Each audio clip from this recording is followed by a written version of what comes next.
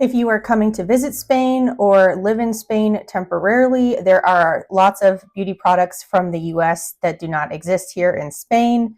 And I just want to go through and list some off. If you have very specific things you like, it can be important to bring with you, especially if you're moving here and won't have access to those things for a long period of time. It is something just to think about. It's nothing, super important, of course, but like there are some differences. And I think if you have certain things that you like, it's good to be aware of what's not here just in case you run out or you forget it or something like that. Just something to be aware of and have on your mind if that were to ever come up. So first thing that does not exist in Spain, especially if you are someone who likes styling their hair, is texturizing spray. I'm not sure why, because aerosols are huge here, like dry shampoo. There's 10 million types of hairsprays. But for some reason, there's just not texturizing spray. I don't know if it's a chemical that's in the texturizing spray because it is different than hairspray. That's something that isn't allowed in Spain or whatever, but it does not exist here. And that is something I was unaware of because I hadn't been for a while. Thankfully, I had brought a full bottle, so I had some for a while, but eventually ran out, and I haven't been able to find anything similar besides hairspray. So I've just had to buy hairspray since I have been here. But that is something to think about if you like styling your hair or anything like that. Make sure to bring some with or bring an extra one with if you're coming for a long time and you have room in your suitcase. It is definitely something important to be aware of. Next, I'll go to a beauty brand is e.l.f. If you like using e.l.f. makeup products or anything in their line, I know they have some skincare and different things now, but they also do not exist here in Spain. There are many other drugstore beauty brands such as Wet n Wild, Essence, L'Oreal, Maybelline, CoverGirl, NYX, the big brands. But for some reason, e.l.f. does not exist here in Spain, or at least not in Barcelona that I am aware of. It's at none of the main stores here that sell beauty products. So if you have some certain e.l.f. products that you really enjoy, unfortunately, those will not be available here. Next, I will go back to another hair product, and that is dry conditioner.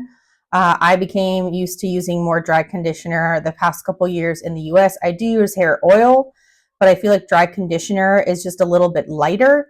It also helps detangle a little bit and kind of does a similar to oil, but without all the weight.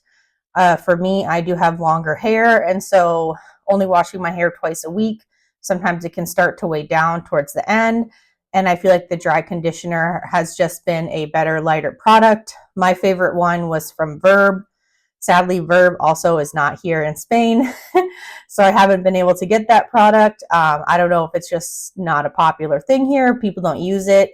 I know in the US, it's not even like super popular for a lot of people. I don't see a lot of brands that have that product either, but it is something that you won't really find here in Spain.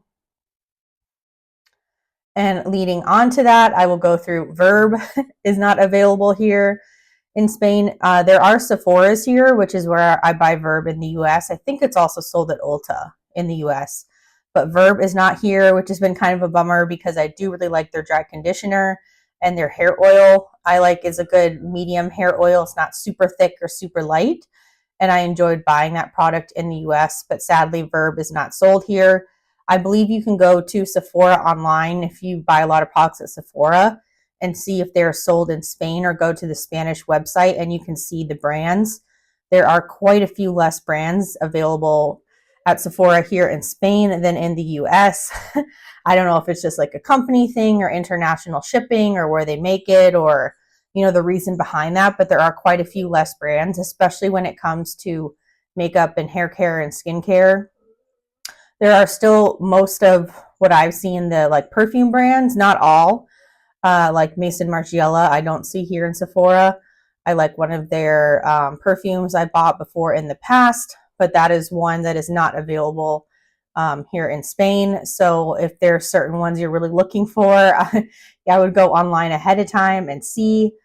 They do have two big beauty brand store here. It's kind of more like Ulta, where they sell high end and low end and kind of a mix of everything.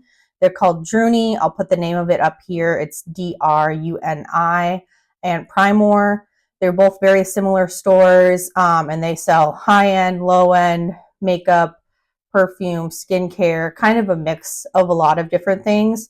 Those are really popular stores here, especially in Barcelona. They have big chains everywhere. So it's definitely an easy location if you need to buy some beauty products to definitely go there. Of course, too, we still have Sephora's, not as much as in the US, but we do still have some here. And there are tons of smaller beauty brand stores here, or stores that also sell beauty products. If you've seen some of my older videos, I've become a big Mercadona fan since being here, and they have their own line of beauty products, and I've been trying some of those, from makeup to skincare to hair care, kind of a mix. Now I'll go into some products I would recommend not bringing with you. The biggest one is a hair dryer. There's a really big wattage difference in the US, between the US and Europe specifically, regarding hair dryers, and they pretty much always blow out adapters. It's just kind of a known thing. I think just because of the high speed and velocity of everything. So I would definitely recommend not bringing a hair dryer.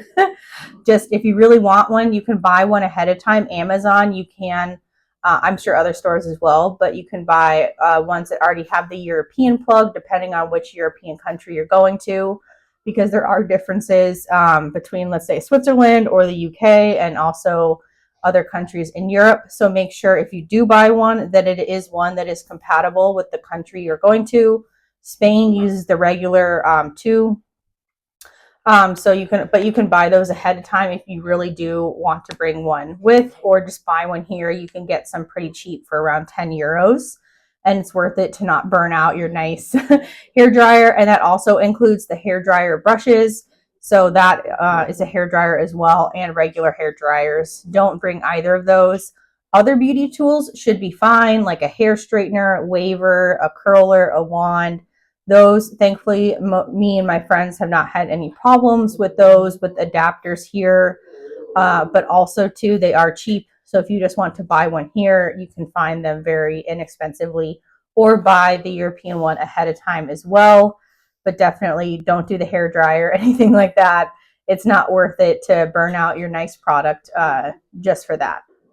That concludes all of the beauty products that I know that aren't sold here, and what to not bring ahead of time, just in case. You can always buy a lot of cheap stuff here, but if you have very specific products you like, it's good to just look up ahead of time, and especially if you are going to be here for a long time and not going back and forth to the US or other countries, to bring ahead of time. But there are a lot of good local European brands and European products, and most stuff here actually is cheaper than in the US for some of it, because of the imports, and there won't be taxes when you go and buy products online, for example. But other than that, I hope this helps with especially more women for beauty products. If you plan on bringing certain things here, or want to know ahead of your trip or schools or whatever you are coming here for.